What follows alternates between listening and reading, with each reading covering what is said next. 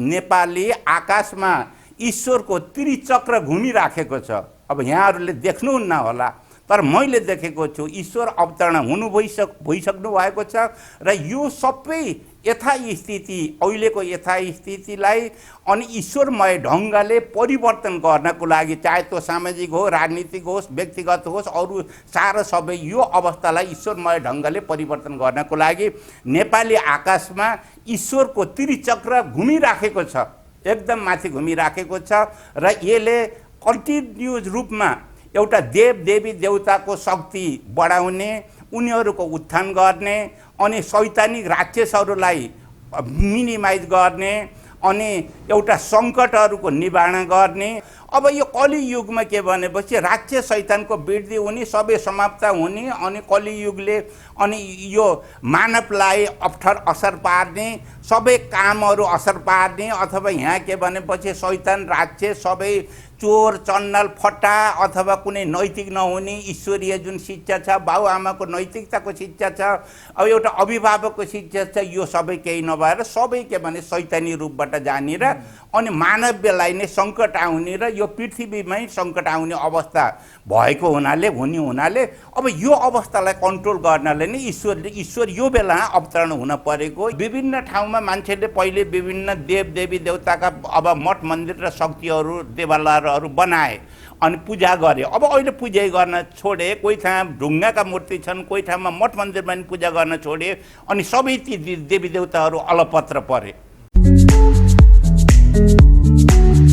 Digital online TV, digital दुनियाँको सहयात्री। नमस्कार, digital online टिभीमा तपाईँलाई हार्दिक स्वागत छ। विभिन्न भिडियोहरू प्रस्तुत गर्ने क्रममा आज फेरि अर्को भिडियोको साथमा हामी उपस्थित भएका छौँ।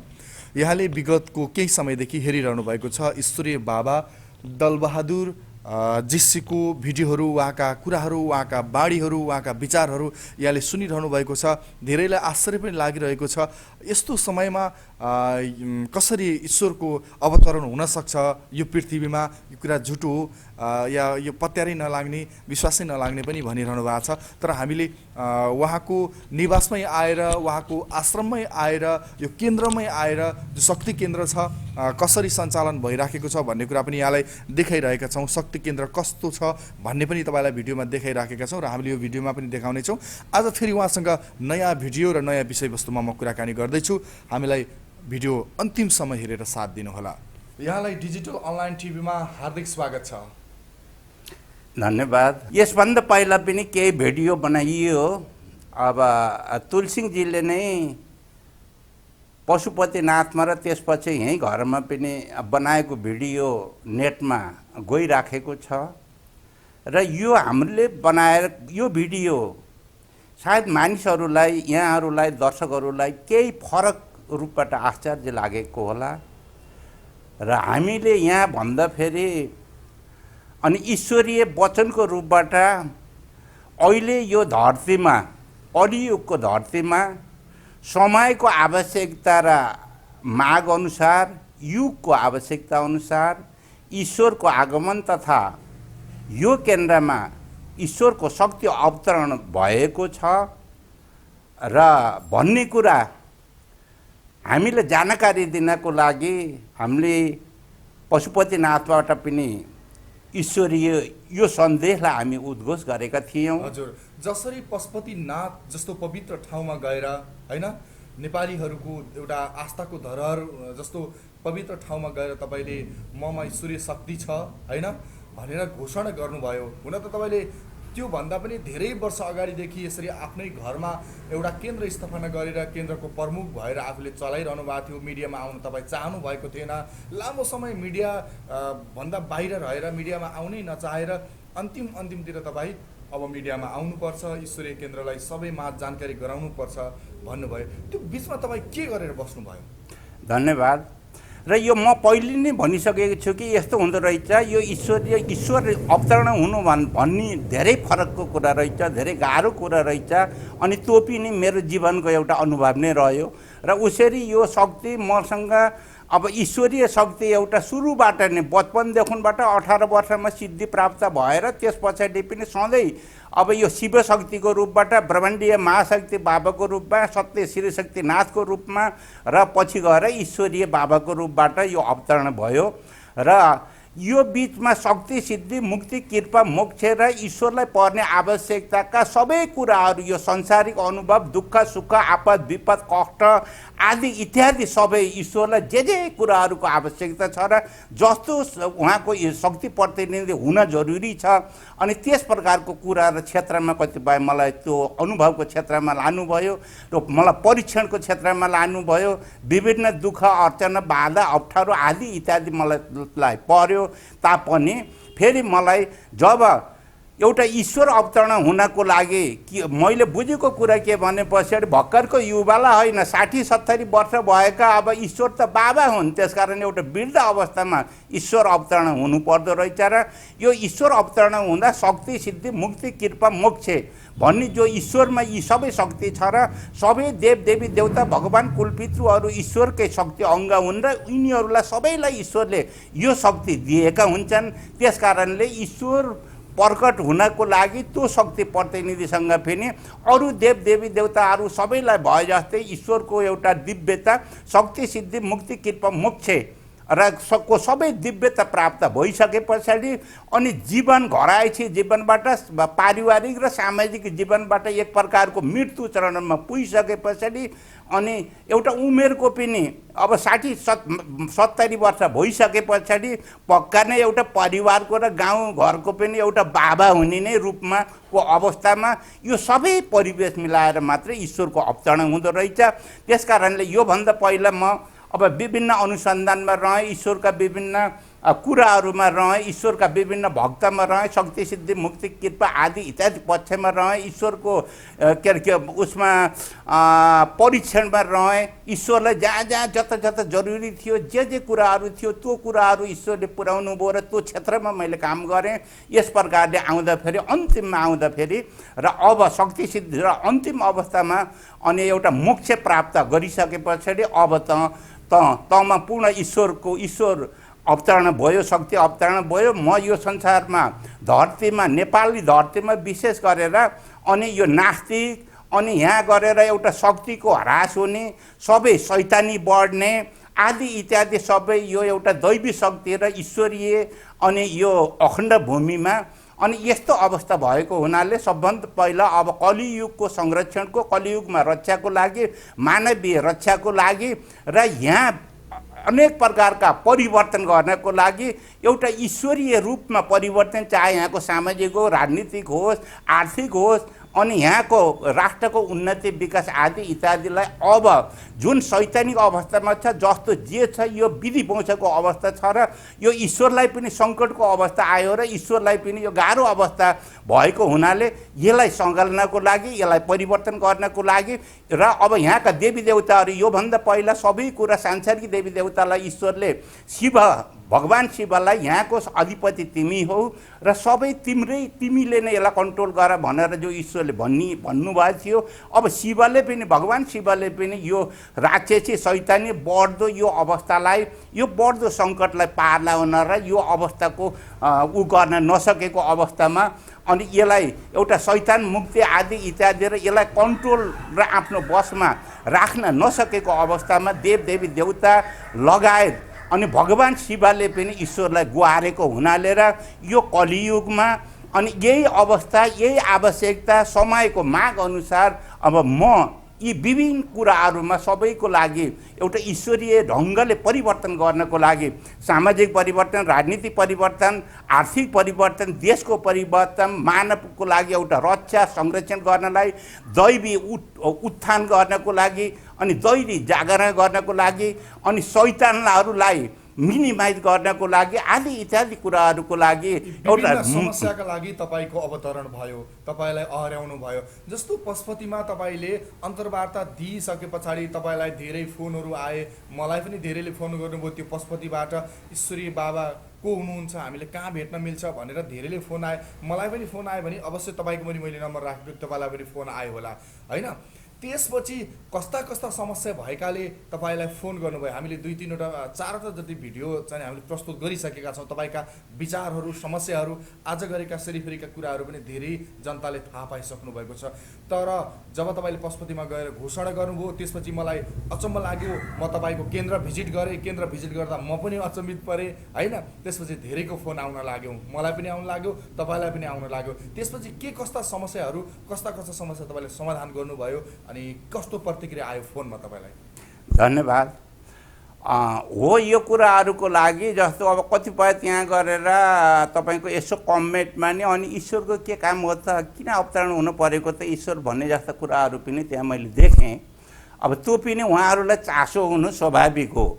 अनि त्यस कारणले मैले त यो पहिले भनिसकेँ, ईश्वरको अवतरण यी विभिन्न धेरै कुरा र धेरै कारण र यो अवस्था एउटा अब ईश्वरीय ढङ्गले सत्य, धर्म, मानवता, नैतिक र इमान्दारिता जो ईश्वरको शिक्षा हो, यो ईश्वरको शिक्षामय बाटोमा अनि यो राष्ट्रलाई लैजानको लागि, यो समाजलाई, यो उसलाई लैजानको लागि ईश्वरको अवतरण भएको छ र त्यो कुराहरू त त्यो परिवर्तन हुँदै जाला। ईश्वरले आफ्नो काम गर्दै जानुहुन्छ।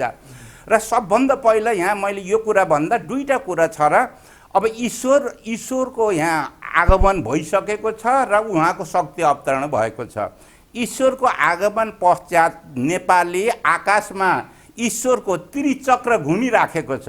अब यहाँहरूले देख्नुहुन्न होला, तर मैले देखेको छु। ईश्वर अवतरण भइसक्नु भएको छ र यो सबै यथास्थिति, अहिलेको यथास्थितिलाई अनि ईश्वरमय ढङ्गले परिवर्तन गर्नको लागि, चाहे त्यो सामाजिक हो, राजनीतिक होस्, व्यक्तिगत होस्, अरू सारा सबै यो अवस्थालाई ईश्वरमय ढङ्गले परिवर्तन गर्नको लागि नेपाली आकाशमा ईश्वरको त्रिचक्र घुमिराखेको छ, एकदम माथि घुमिराखेको छ र यसले कन्टिन्युज रूपमा एउटा देवी देवताको शक्ति बढाउने, उनीहरूको उत्थान गर्ने अनि शैतानिक राक्षसहरूलाई मिनिमाइज गर्ने अनि एउटा सङ्कटहरूको निवारण गर्ने र जुन रूपबाट यहाँ देवी देवताहरू पनि एउटा लुक्न पर्ने अवस्था स्थिति छ भने उनीहरूलाई शक्ति दिने अनि आदि इत्यादि जस्ता धेरै कुराहरू अनि ईश्वरले गरिराख्नु भएको छ र ईश्वरले आफ्नो शक्ति चक्र जुन नेपाली आकाशमा घुमिराखेको छ अनि त्यो चिल घुमेजी गरेर मैले अब यो पृथ्वी, यो आकाश त एकै हो होइन, हामी एउटै छाना मुनि छौँ, तर नेपालकै आकाशमा उहाँको चक्र हुनु केही सङ्केतहरू छ।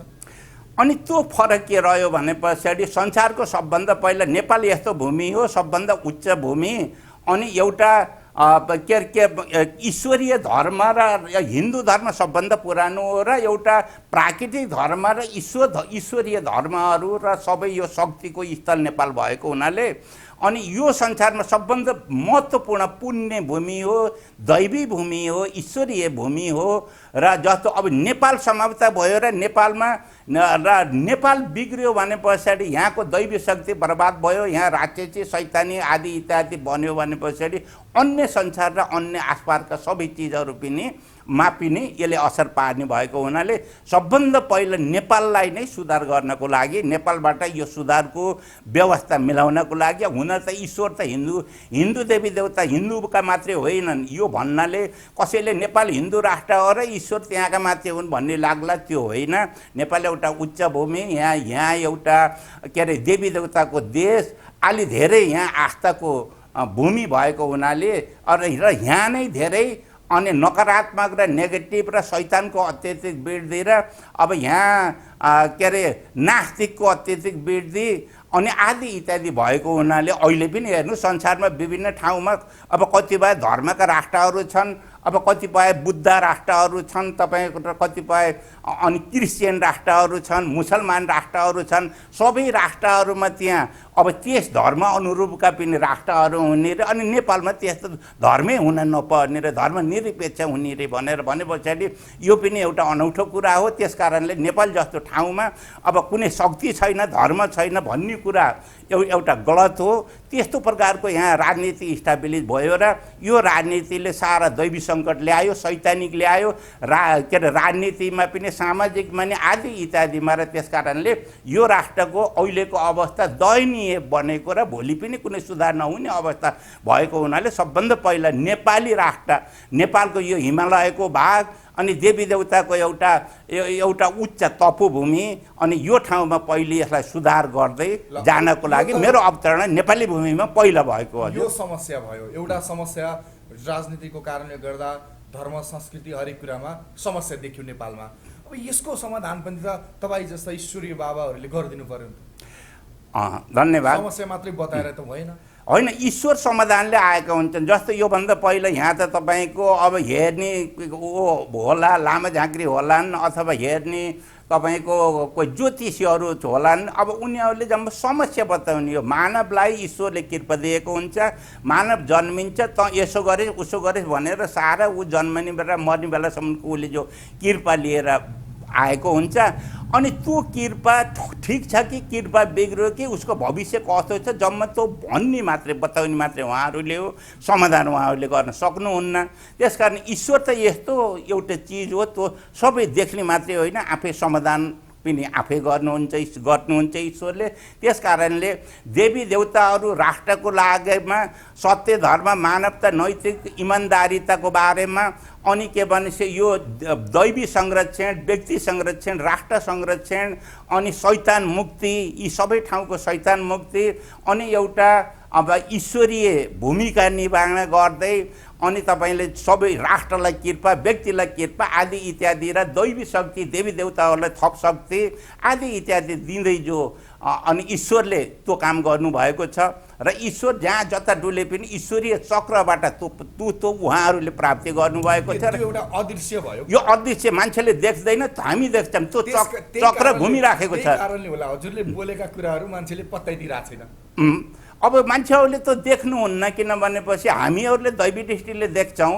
र अब भने पछाडि उहाँहरूलाई त्यो कुरा थाहा छैन। कर्मिक रूपबाट जब हामीले भन्छौँ, हामीले भनेको कुरा तपाईँहरू विश्वास गर्नु, त्यही अनुसार भोलि परिवर्तन हुँदाखेरि यो साँच्चै अनि फलानु बाबाले भने थियो हामी त देखेनौँ अनि त्यो दृष्टि सत्य रहेछ साँचो रहेछ भनेर पछि राजनीतिक पार्टीले पनि थाहा पाउनु हुनेछ, सबै नेपाली जनताले बुझ्नु हुनेछ त्यो कसरी परिवर्तन हुने भइराखेको छ, काम चलिराखेको छ, गइराखेको छ। ईश्वरले यहाँ परिवर्तनका के अरे विभिन्न कामहरू गरिराख्नु भएको छ। यसको लागि सबभन्दा पहिला दैवी शक्तिको जागरण, त्यस पछाडि यो के भने पछाडि धर्म सत्य धर्म मानवता नैतिक र इमान्दारिताको एउटा ईश्वरीय पाटो अनि ईश्वरीय रूपबाट जुन अगाडि लानको लागि अनि यो ठाउँमा के भनेपछि सबैमा शक्ति सिद्धि मुक्ति कृपा मोक्षको बाटो अगाडि लानको लागि ईश्वरले आफ्नो काम गर्नुभएको छ।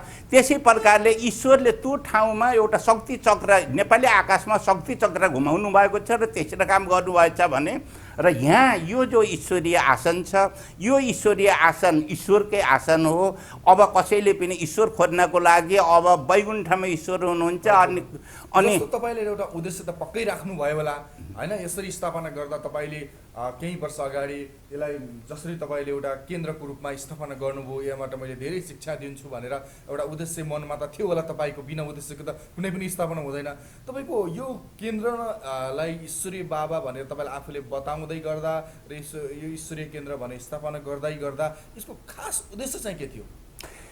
यो सबभन्दा कुरा के भने पछाडि ईश्वरको अब मान्छेलाई लाग्ला सधैँभरि युग समय एउटै हुन्न अनि भने पछाडि सबै देव देवी देवता सबै ईश्वर सबै छन् अनि भने पछाडि अब युग पनि विभिन्न छन्, विभिन्न युग समय विभिन्न चरण छ, संसार सबै परिवर्तनशील छ।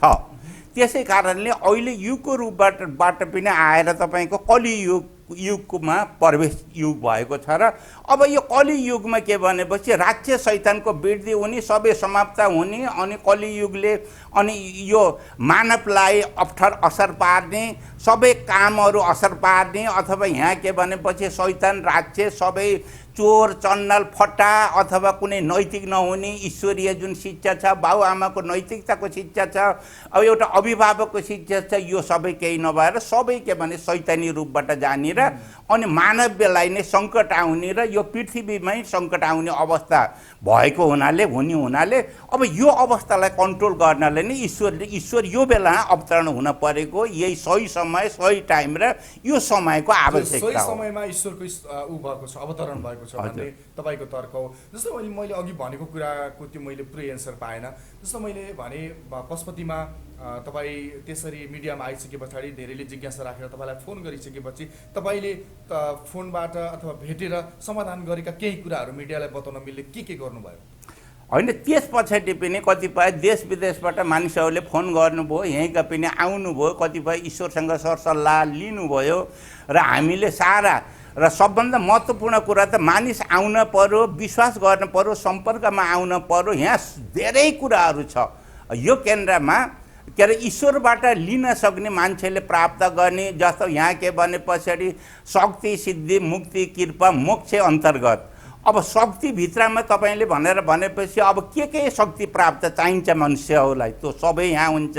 अब भनौँ कुनै हल्लिने चल्लिनेबाट, कुनै गुरुत्व शक्तिबाट लिएर अन्य शक्तिका कुराहरू, सिद्धि के कुरामा सिद्धि चाहियो मान्छेलाई मनोकामना, मनोसिद्धि, कोही विदेश जाने, कोही पढ्ने, कोही नोकरी गर्ने, कोही अरू इत्यादि, कोही व्यवसाय पेसाबाट अग्रगतिमा जाने आदि इत्यादिको सिद्धिका कुराहरू र के अरे कोही अब धन पैसा प्राप्ति गर्ने, अब परिवार सन्तान प्राप्ति गर्ने आदि इत्यादि सबै शक्ति, सिद्धि, मुक्ति। कुनै पनि चिजहरू तपाईँलाई जो समस्या छ, चाहे दुःख बिमार होस्, आपद विपद हो, धन पैसाका कुराहरू हुन्, अप्ठ्यारो हो, दुःख गाह्रो, जेसुकैबाट तपाईँलाई मुक्ति प्राप्त गर्नको लागि अनि शैतानबाट मुक्ति अनि जेबाट पनि तपाईँहरूले यहाँ मुक्ति प्राप्त गर्न सक्नुहुन्छ। अब शक्ति, सिद्धि, मुक्ति, कृपा, ईश्वरले सबै मानवलाई निर्माण गरेको र ईश्वरले कृपा दिनुभएको हुन्छ र पछि यहाँ दशा ग्रह, शैतानी आदि इत्यादिको कारणले र उसको आफ्नो कर्ममा विचलित भएर अनि त्यो कृपा अनि बिग्रेको हुन्छ। त्यस कारणले त्यो कृपालाई अनलाइनमा, अन ट्र्याकमा ल्याउनको लागि फेरि ईश्वरलाई अनुरोध गरेर अनि जब अनलाइनमा त्यो कृपा ल्याइन्छ त्यहाँबाट एउटा विधिवत तरिकाले अनि फेरि उसको लाइन राम्रो हुन्छ। जस्तो तपाईँले यसका विशेषताहरू भन्दै हुनुहुन्छ, कस्तो कस्तो विशेषताहरू छ बताउनुहोस्? अब यहाँहरूलाई जानकारी दिनुपर्दा अब यो ईश्वरीय महाशक्ति केन्द्रका आफ्नै प्रकारका विशेषता र विशिष्टताहरू छन् जुन अरूसँग हुँदैनन्। यो किनभने यो त एउटा नयाँ प्रकारको आगमन र उत्पत्तिको केन्द्र हो र यसरी यो भनिरहँदा यो एउटा कुरा के भने पछाडि अरू मठ मन्दिरहरूमा कुनै पनि ठाउँमा अब एउटा मठ मन्दिरमा एउटा शक्ति हुन्छ भने पछाडि यो सम्पूर्ण मानव आस्था र विश्वासका यो ब्रह्माण्ड र संसारमा भएका सबै दैवी शक्ति, ईश्वरीय सबै शक्तिहरूको यो एउटा छद मुनि एकै ठाउँमा हुने यो एउटा विशिष्ट र विशाल केन्द्र हो। एउटा कुरा। अब दोस्रो कुरा, कलियुगमा अब अब के अरे ईश्वर र भगवान ब्रह्माण्डमा छन्, अन्त छन् भन्ने कुरा रहेन र ईश्वरको अवतरण भइसक्यो र यो ईश्वरीय केन्द्र हो र आधुनिक अनि संसारमा सम्पूर्ण दैवी शक्ति सञ्जालको यो एउटा के भन्नु विशिष्ट केन्द्र हो, गुरु केन्द्र हो। र फेरि अब योभन्दा पहिला के भने पछाडि दैवी शक्तिहरू एकल रूपबाट आफ्नो शक्ति र शक्तिसँग, ईश्वरसँग तिनीहरूले पुकार गर्थे, सरोकार सम्बन्ध गर्थे, आफ्नो गुरुत्वमा जान्थे। अब राक्षस र शैतानले त्यसो गरेर जो एकल रूपबाट बस्छ, अब उसँग राक्षस र शैतानले उसलाई एक कदम अगाडि जान नदिने अवस्था आइसक्यो। त्यस कारणले अब सबैमा आपसी एकता र ईश्वरहरूमा र ईश्वरीय अङ्गमा पनि आपसी एकता र भाइचाराको लागि अब ईश्वरीय समायोजनको केन्द्र हो यो। मानव त्यो समायोजन भनेर भनेको अब विभिन्न ठाउँमा मान्छेले पहिले विभिन्न देवी देवताका अब मठ मन्दिर र शक्तिहरू, देवालयहरू बनाए अनि पूजा गरे। अब अहिले पूजा गर्न छोडे, कोही ठाउँ ढुङ्गाका मूर्ति छन्, कोही ठाउँमा मठ मन्दिरमा पनि पूजा गर्न छोडे अनि सबै ती देवी देवताहरू अलपत्र परे हगि।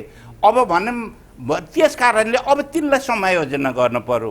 अब यहाँ त सबै प्रकारका द्वीप छन्, सबै प्रकारका ब्रह्माण्डीय शक्ति, सांसारिक सबै शक्ति, सबै केन्द्रहरू छन् र अब त्यस्तो अनाथ बनेका कसैले पूजा नगर्ने अनि त्यहाँ दुःख पाइराखेका चिच्चाइराखेका अनि उसले के अरे शैतानहरूले भूत पिचासहरूले लखटिराखेका चलाइराखेका अब त्यस्ता दैवी शक्तिहरूलाई हामीले तिनलाई सारा सबैलाई त्यही माथि जुन घुमिराखेको छ जुन चक्र घुमिराखेको छ त्यो चक्रले सबै यता यहाँ तान्छ ईश्वरले यहाँ तानेर हामी तिनलाई सबैलाई समायोजना गर्छौँ।